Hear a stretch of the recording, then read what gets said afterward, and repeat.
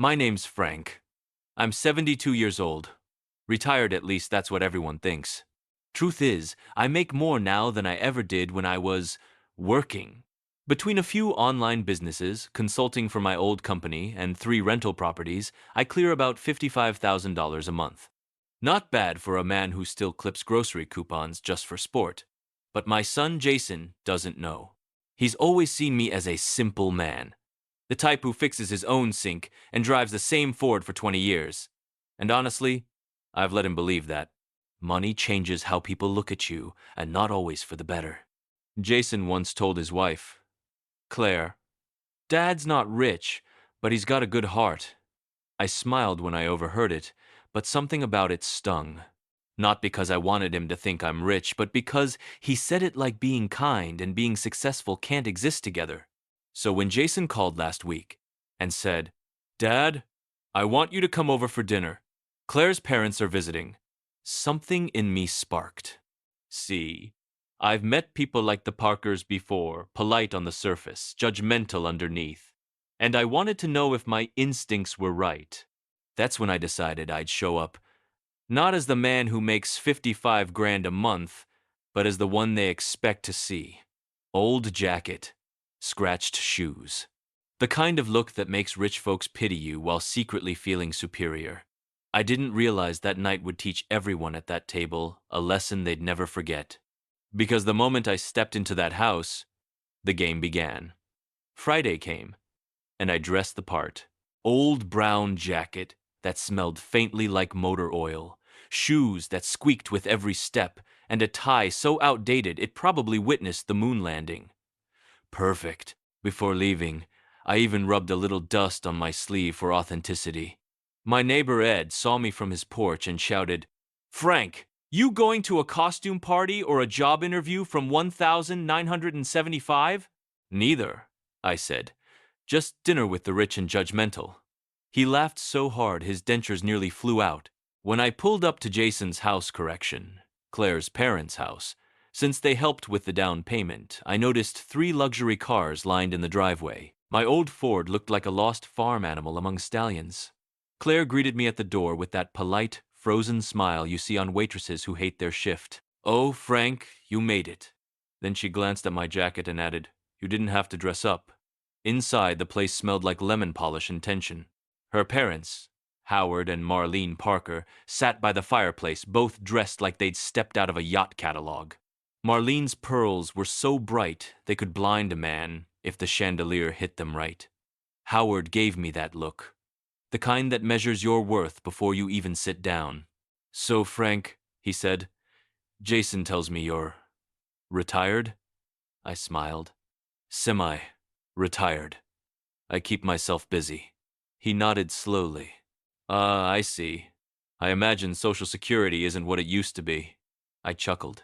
You'd be surprised, Howard. It's keeping me dangerously comfortable. He didn't laugh. Jason pretended to cough to hide his embarrassment, and I thought this is going to be fun. But what happened when dinner was served?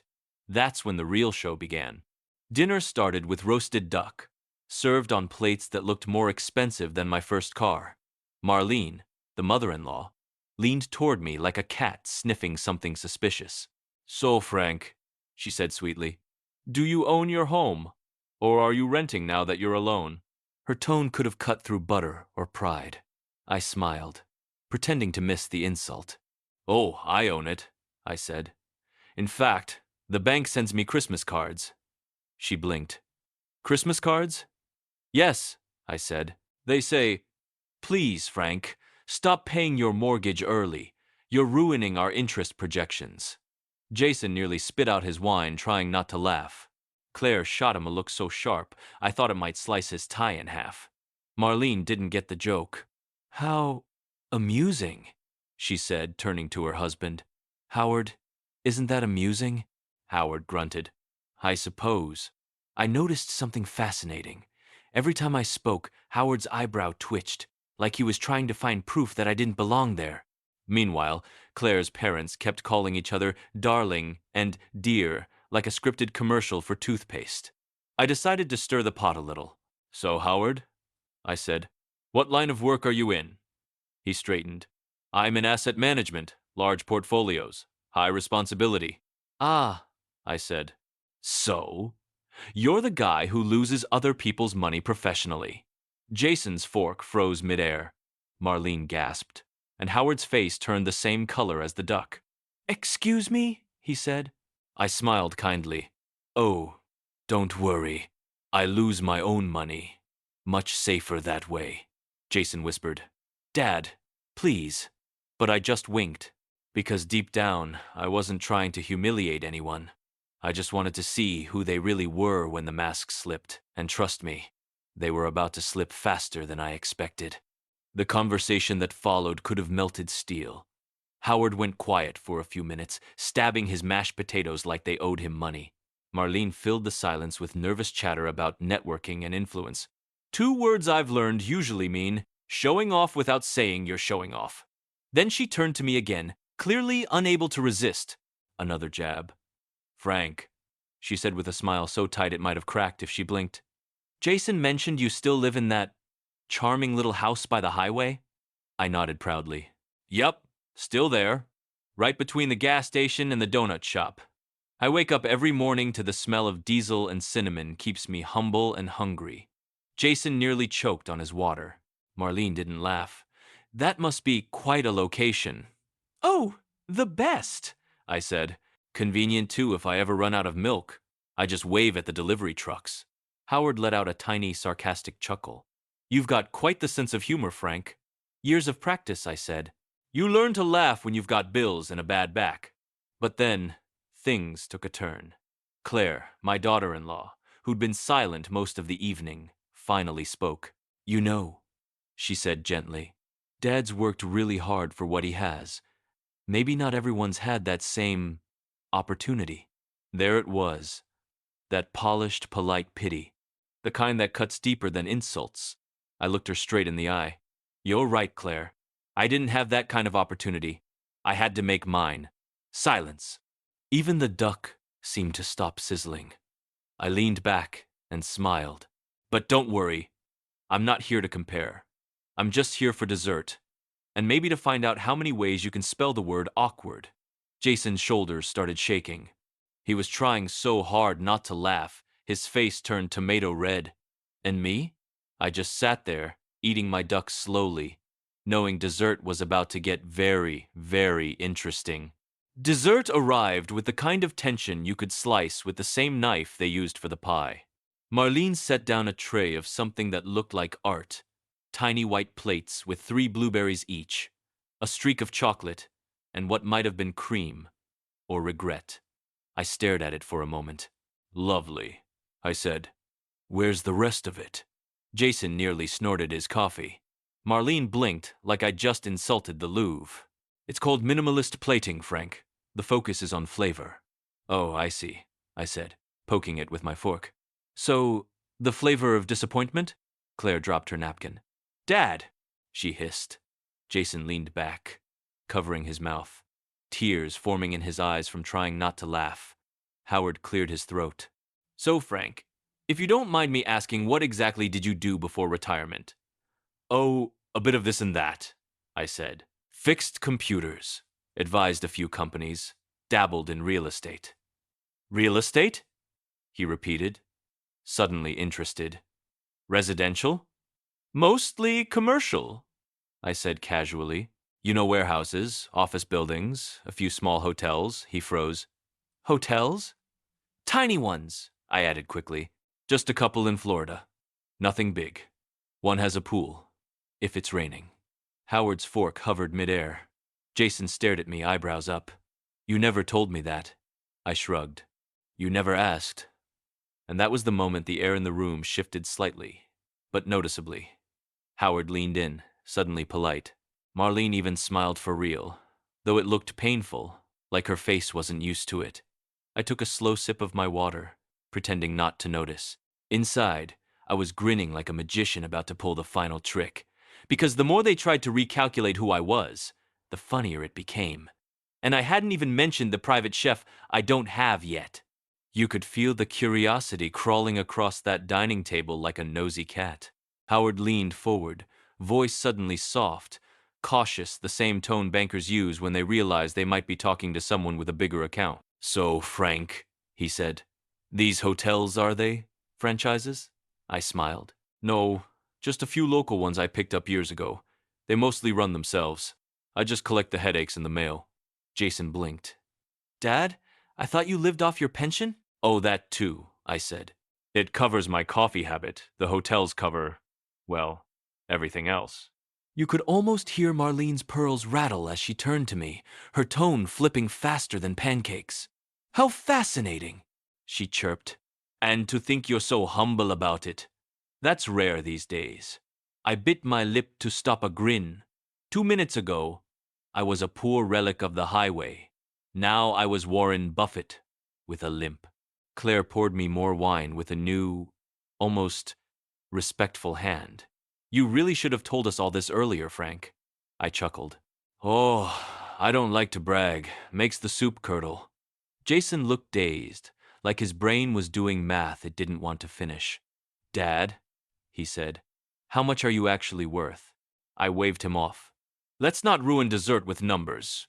Besides, if I told you, you might start calling me sir." Even Howard laughed awkwardly, but it counted. I leaned back, letting the moment hang there, watching their faces rearrange themselves.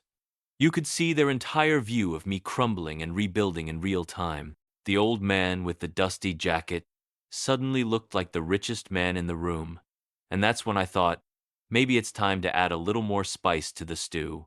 So I put down my fork and said, "You know, Howard, funny thing about money, it doesn't buy class, but it sure helps you spot who's renting theirs." Jason's wine went up his nose. Marlene gasped. And Howard? He just stared at me, realizing for the first time that the simple old man wasn't playing his game. I was running it. For a few seconds, nobody breathed. The only sound was the faint clink of Marlene's fork trembling against her plate. Then Jason broke the silence a little too cheerfully. "So, who wants coffee?" No one answered. Howard just stared at me with a polite, strained grin the kind men wear when they realize they've been fencing with someone using a sharper sword. "Well, Frank," he finally said, "you certainly have a way with words." "Thank you," I said. "Most of them are paid for." Jason nearly dropped the coffee pot laughing. Marlene's eyes widened, and I swear I saw her calculating whether she'd ever accidentally insulted me at the wedding. The tension cracked, and oddly enough, what followed was the best part of the evening. Howard suddenly became friendly, in that rich man in a panic sort of way. He leaned in and asked, "So, what's your secret? How do you keep so energetic at your age?" "Oh, I eat breakfast," I said. "And I avoid people who say, 'at your age.' Works miracles." Even Claire laughed a real laugh, not her polite, "we're in public" one. It made Jason relax. The whole table shifted, like someone had opened a window and let the truth in. For the first time that night, I wasn't performing. I was just being me, a man who'd worked hard, stayed curious, and learned not to let fancy plates or perfect smiles decide who he was. I started telling them small stories about how my first business was a lawnmower I bought for $20, how I rented my neighbor's shed to store tools, how my office was my kitchen table with a coffee ring the size of Texas. And somewhere between laughter and disbelief, even Howard softened. "Frank," he said, shaking his head, "you could write a book." "Already did," I said. "Sold a few thousand copies." "Claire, didn't Jason show you the dedication?" Jason froze mid-sip. "Wait, what book?" "Oh, just a small one," I said. "You might have seen it in airport bookstores. Something about business ethics.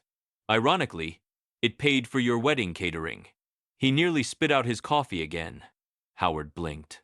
"You're that Frank Mitchell?" I smiled. "Depends which chapter you liked." And that's when the respect in the room turned into something even better, quiet admiration mixed with confusion, like they'd just realized the punchline of a joke they'd told wrong. But the night wasn't over yet, because before I left, I had one last lesson to give. After the laughter settled, Marlene suddenly stood up like a queen, remembering she still had a throne. "Well," she said, straightening her pearl necklace, "it's so inspiring to meet a man who, overcame such humble beginnings. I almost choked on my coffee. Overcame. Lady, I didn't climb out of a ditch. I built the ladder everyone else is using. But I smiled politely. Oh, I didn't overcome them, I said. I just upgraded them. Jason hid his grin behind his napkin. Howard nodded, pretending to understand. That's profound, Frank. You know, I always say money doesn't change people, it reveals them. Exactly, I said. Which explains why so many people shouldn't be left unsupervised near it. Even Claire laughed that bright, surprised laugh she usually saves for TV comedies. It was the first real sound of warmth all evening. Then Marlene, not ready to surrender her high ground, leaned in again. So, Frank, do you ever think about downsizing? I blinked. Downsizing what? You know, your lifestyle. All those hotels, properties. It must be exhausting at your age. I gave her a slow grin. Oh, Marlene, I downsized years ago. I only fly private once a week now. Jason's eyes widened. Private what? Plane, I said casually. But it's really just a flying recliner with wings.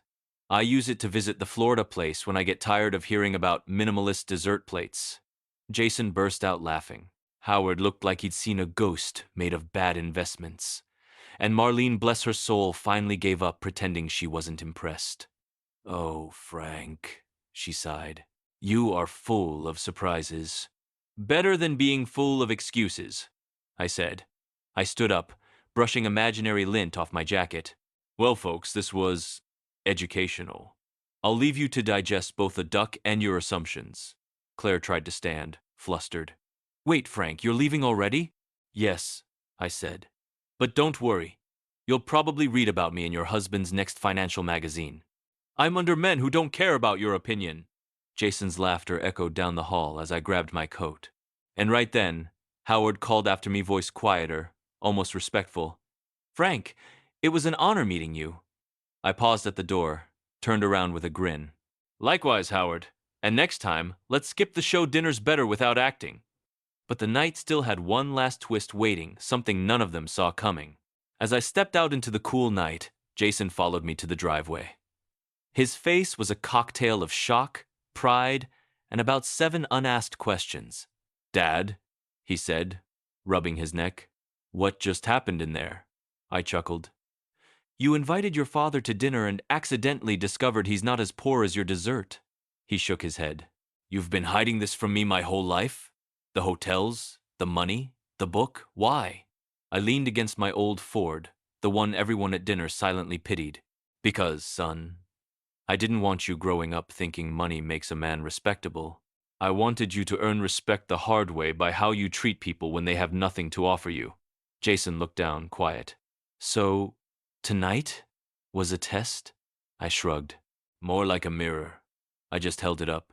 He laughed nervously. You know, Mom used to say you had a twisted sense of humor. She married me, didn't she? I grinned. That's proof she had one too. Jason smiled, but there was guilt behind it. Dad, I should have defended you in there. When they talked down to you, I waved it off. Relax, kid. I've been underestimated longer than they've been overestimated. He laughed that genuine boyish laugh I hadn't heard in years. Still, he said, you kind of humiliated them. I winked. Humiliation's just free education with bad lighting. Then I started my old Ford. It growled like a loyal dog with arthritis. Jason stood there, arms crossed, watching the taillights fade. I could tell something shifted in him. Not fear, not awe, just understanding. He saw the man behind the stories, not the checkbook, not the jacket, just me. And as I drove away, I couldn't help but smile, because I knew this wasn't the end of that lesson, not by a long shot. In fact, the real punchline was still waiting for them back at the dinner table. See, before I left the house that night, I'd slipped something under my dessert plate, a little folded note. Nothing dramatic, just my business card. It said, Frank Mitchell, founder, Mitchell Properties and Amp, Hospitality Group. Underneath, in small print, I wrote, Thank you for the evening. Next time, desserts on me. I figured Howard would find it once the dishes were cleared. And he did, because 15 minutes after I got home, my phone buzzed. Frank? It was Jason, whispering like he was hiding in a closet. Dad, Howard's on Google right now. He's freaking out. I grinned. Good. I was worried dessert wasn't memorable enough. Jason continued, half laughing, half panicking. He just found your company website. He saw the photo of you shaking hands with the governor, and the article about your charity fund. Marlene's pacing the living room like she just realized she told Elon Musk to use a coupon. I burst out laughing. Well, son, I told you I make enough to keep busy. Jason snorted. Dad, they want to invite you back. For another dinner. Another? I said. Why, so they can apologize between courses? He sighed. They feel terrible. Claire's mom said she misread your energy. I wheezed with laughter. Misread my energy? What was it in Morse code? Jason tried not to laugh but failed miserably. Dad, I mean it. They're really shaken up. Howard actually said he respects you deeply. Well, I said, sipping my tea, nothing earns respect faster than realizing the old man you mocked could buy your house, your car, and still have change left for lunch. Jason laughed until he ran out of breath. But then he got quiet. You know, Dad, he said softly, I'm proud of you. Not for the money for keeping your cool. I would have lost it at that table. I smiled to myself. That's the trick, son. When people see calm in the face of insult, they start to wonder what gives you that peace. And by the time they find out, it's too late. He chuckled. You really are something else. Tell Howard that, I said. But make sure he calls me Mr. Something Else. Jason laughed again. And I could tell that night changed both of us in ways neither of us expected. But for me, the sweetest part of it all wasn't their shock. It was what came next, 3 days later, when an unexpected letter arrived in my mailbox. 3 days later, I found a thick white envelope in my mailbox. Fancy stationery. Gold-embossed edges, the kind of letter that smells like money and guilt. The return address read, The Parkers. I took it inside, brewed myself a coffee strong enough to confess sins, and sat down. Inside was a handwritten note, actual pen, not printed apology font. It started, Dear Frank, we owe you an apology. Our behavior the other night was unkind, and we realize we judged you unfairly. We hope you'll allow us to make it up to you with dinner this time at our expense. At the bottom, Howard had added, P.S. I've been reading your book. You're absolutely right about pride being a poor investment. I laughed so hard I nearly spilled my coffee. Well, I said to myself, the student has discovered the syllabus. But there was something else inside the envelope, a check, $10,000. I blinked. Then I laughed harder. What's this? A tuition fee for humility 101? I called Jason. Son, your in-laws just mailed me a check, he gasped. What? For what? Apparently for teaching them manners. He started laughing. You're kidding. I wish I were, but I'm thinking of framing it next to my college degree. Finally, something useful to hang on the wall. Jason said, Dad, you're not cashing it, right? Of course not, I said. I'm rich, not greedy. Though, I might write them a receipt. Jason burst out laughing again, but his voice softened after. They really learned their lesson, huh? Maybe, I said. But let's be honest, people don't change overnight. They just blink a little slower when they realize who they're looking down on. He was quiet for a moment. Then he said, You know, Dad, I've been thinking a lot about how I saw you too. That one hit me. I didn't laugh this time. Yeah? I said quietly. Yeah, he said. I didn't just think you were simple. I thought you'd given up, that you were just old. I let that hang in the air. Jason, getting old doesn't mean giving up. It just means you've had more practice pretending not to care what people think. He chuckled softly. You really should write another book. Maybe I will, I said. Title it The Dinner That Cost $10,000. We both laughed, but this time, it wasn't just funny. It was warm. And I didn't know it yet. But that little laugh would be the start of something much bigger between us. That evening, Jason came over, no wife, no tension, just him and a six-pack of root beer, like the old days. He walked into my kitchen, looked around at the clutter, and said, "You know, Dad, I used to think this house was small." I grinned. "It still is, but the fridge makes up for it." He laughed, but then his voice turned serious. "No, I mean, I thought you stayed here because you couldn't afford better. I didn't realize you stayed because you wanted to." I looked around the old photos on the walls, my worn-out recliner, the smell of motor oil from the garage. "Jason," I said, "you don't need a mansion to feel rich. You just need to like coming home." He nodded slowly, letting that sink in. Then he asked, "So, all this time, you just wanted to see how people would treat you if they thought you had nothing?" I chuckled. "Pretty much. It's my version of entertainment. Some watch Netflix. I test human nature." He burst out laughing. "You're unbelievable, Dad." "I prefer educational," I said, sipping my coffee. "You'd be amazed how fast people change when they think your wallet's thicker than their manners." Jason smiled, shaking his head. "You really got them good." "Oh, I didn't get them," I said. "They got themselves. I just provided the stage." We sat in silence for a bit, that comfortable father and son kind of quiet that doesn't need filling. Then Jason said something that caught me off guard. "You know, I've been so focused on impressing people like Claire's parents that I forgot who I was trying to impress in the first place." "Who's that?" I asked. He looked up at me. "You." I didn't say anything for a while. I just nodded, pretending to fix my sleeve so he wouldn't notice my eyes watering. Then I said, "Son, you already did.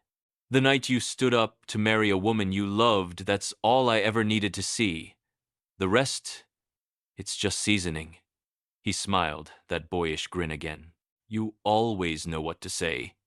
"Experience," I said, "and mild caffeine addiction."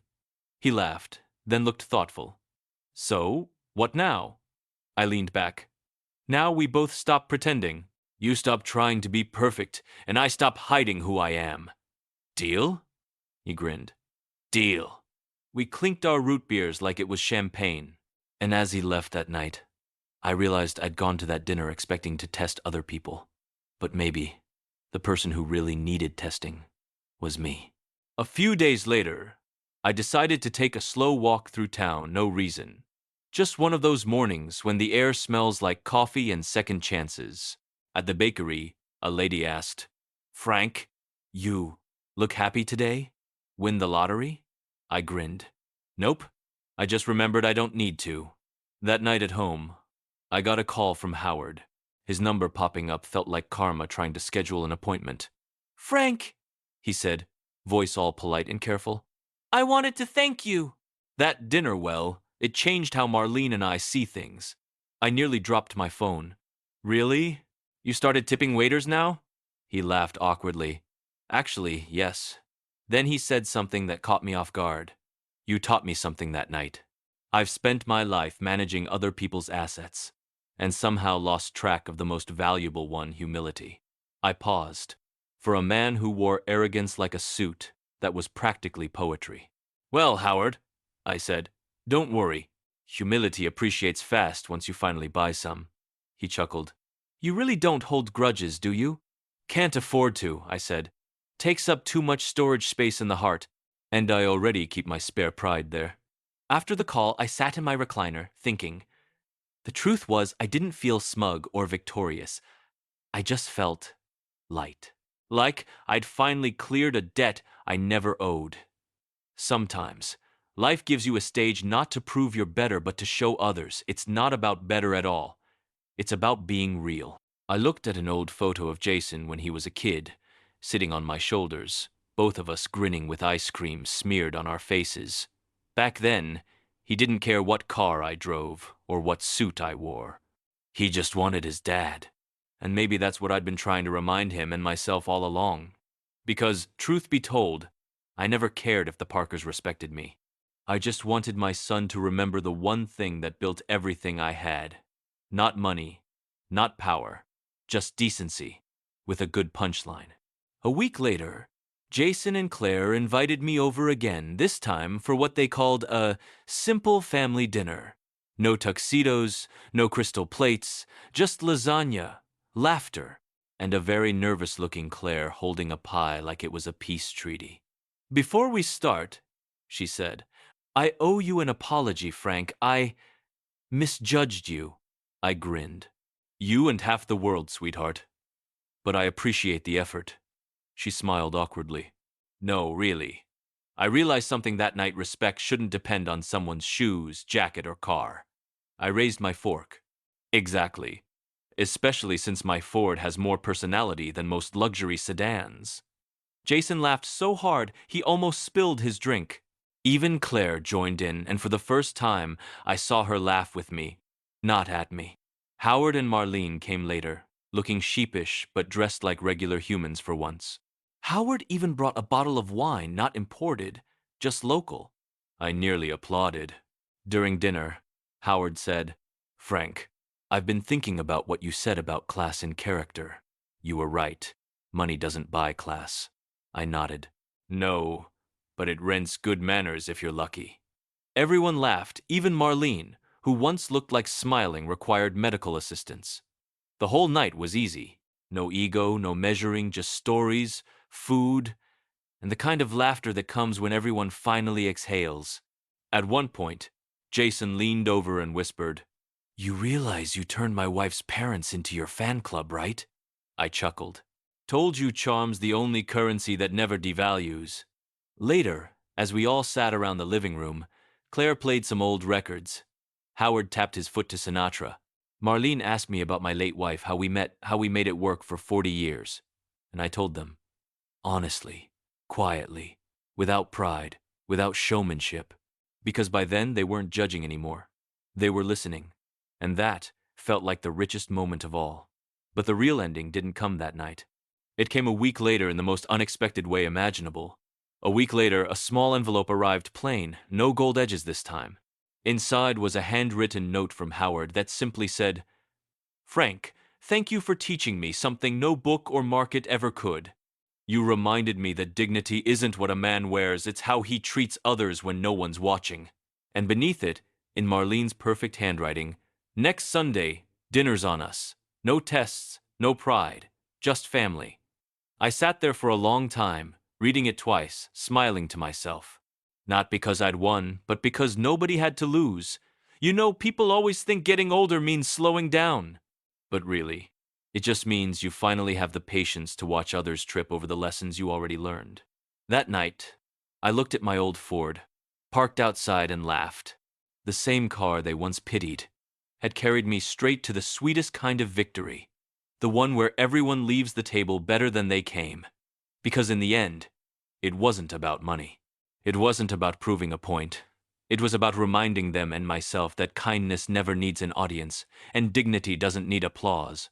And maybe, just maybe, the richest man in the room is the one who can still laugh at dessert portions that small. Before you go, tell me something.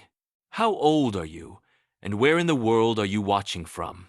I love knowing where these stories find their home, whether it's a quiet porch in Texas, a small apartment in London, or a cozy living room somewhere under the evening rain.